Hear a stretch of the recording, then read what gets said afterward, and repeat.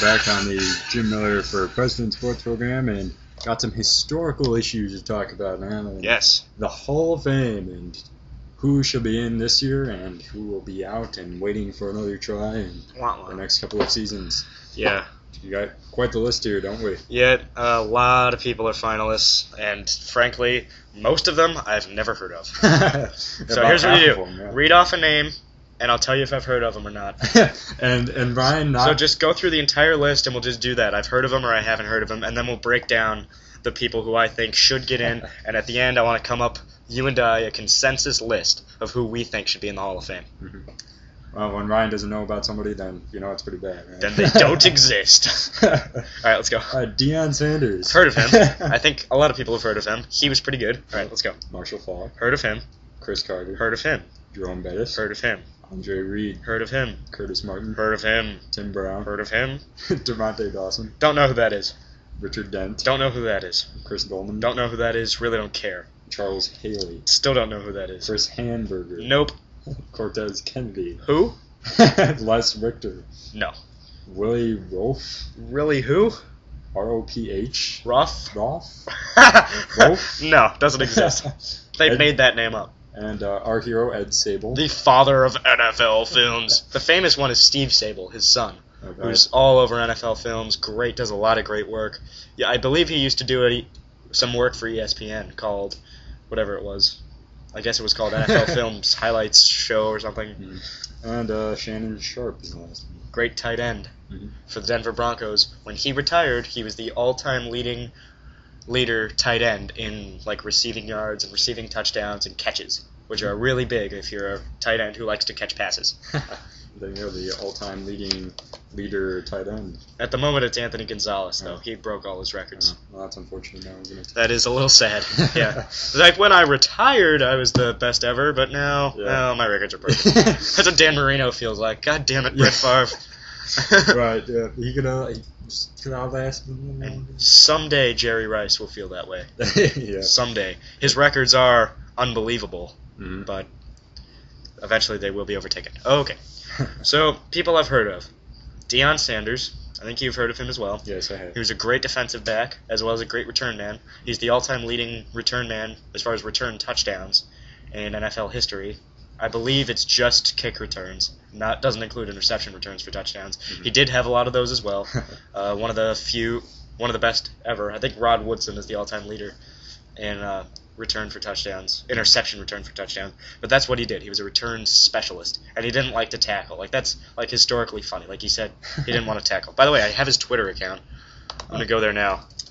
He has a Twitter account. He does have a Twitter account. Who doesn't have? He says a lot of things. He says a lot of funny stuff on Twitter. Deion Sanders, here he is. About to go live on NFL Network. Do not adjust your set. I'm really that clean. Yeah, he's still kind of a creep.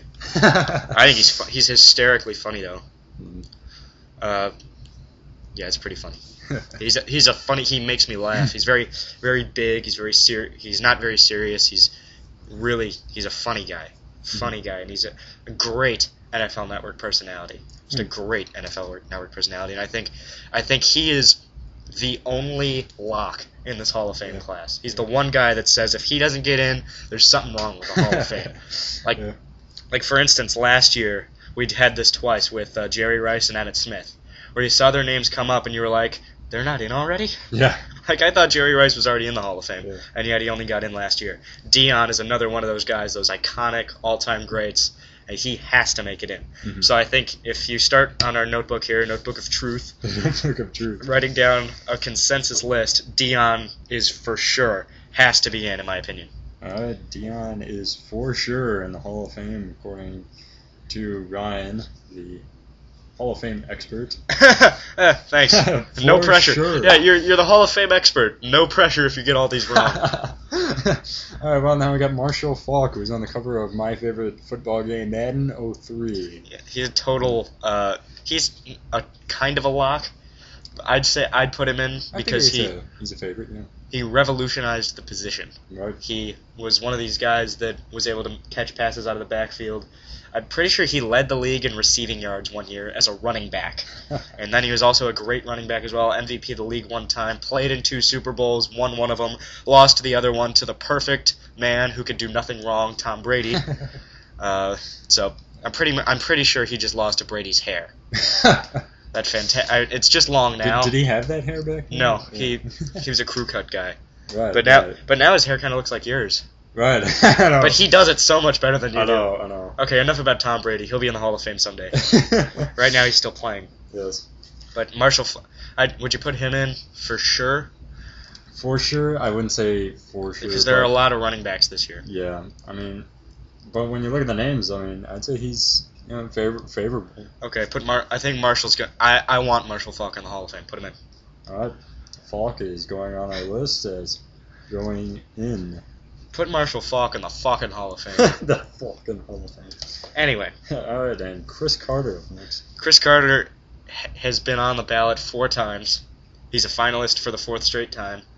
In my opinion, the second greatest receiver to ever play the game. Mm-hmm. Jerry Rice and Chris Carter are the 2 guys that were the best to ever catch passes in this league. It is unbelievable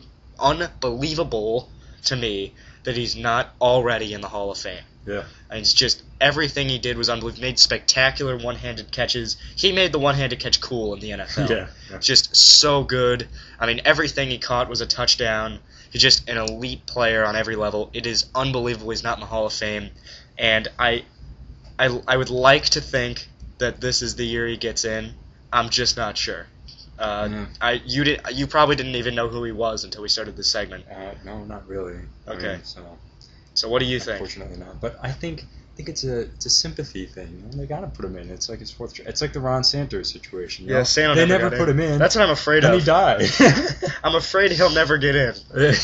But Carter was so good.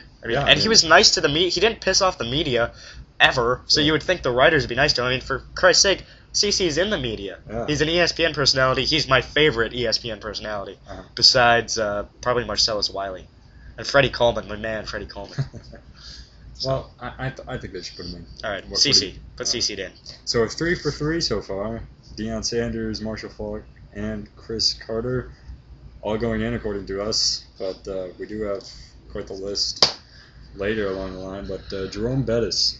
I think they're only going to put running back in this year. And did a lot of great things. So too. He was a great power back, did a lot of great things as a Steeler. He was also a St. Louis Ram. People forget about that. Wasn't very good. I'm sure he was pretty good as a Ram, but he was much better as a Steeler. Won a Super Bowl as a Steeler. He was one of these guys. He had the John Elway thing, right? You win the Super Bowl and you walk off into the sunset. Yeah. And I don't know if he's going to get in because it's the first time he's been in on the ballot. Yeah. I'm going to say maybe, but I'll put it up to you. I don't think so. Because Chris Carter, he's been on bus. 4 times. Unfortunately, got to open it up for guys who've been on it. Unfortunately, the bus is not going to the Hall of Fame this year. Not this year. Maybe next year. Maybe next They year. don't have enough gas. Yeah. The bus doesn't have enough gas. Got to stop for a refuel. Okay, so no to the bus. No. Andre Reed. Yes, Andre Reed up next. I already put one receiver in, and this is another one that's been on the ballot a million times. Probably he's the all-time leading receiver in Bills history. Played in 4 Super Bowls. Didn't win any of them because the Bills, notoriously, from what I hear, when the Bills were in the Super Bowl, they got drunk every night, and that's why. And they did it 4 times. You'd think after the second time they're like, you know what? Maybe we should cut out the drinking, and maybe we should focus a little bit more. But no, they thought it was an accomplishment just to be there. They didn't have what it takes to get over the hump. Now, they were playing some of the best teams in NFL history. Mm-hmm. I believe one of Montana's 49ers teams beat them. I believe, the Cowboys beat them twice, and I think the other team was the Redskins. I believe those are the 4 teams that beat them.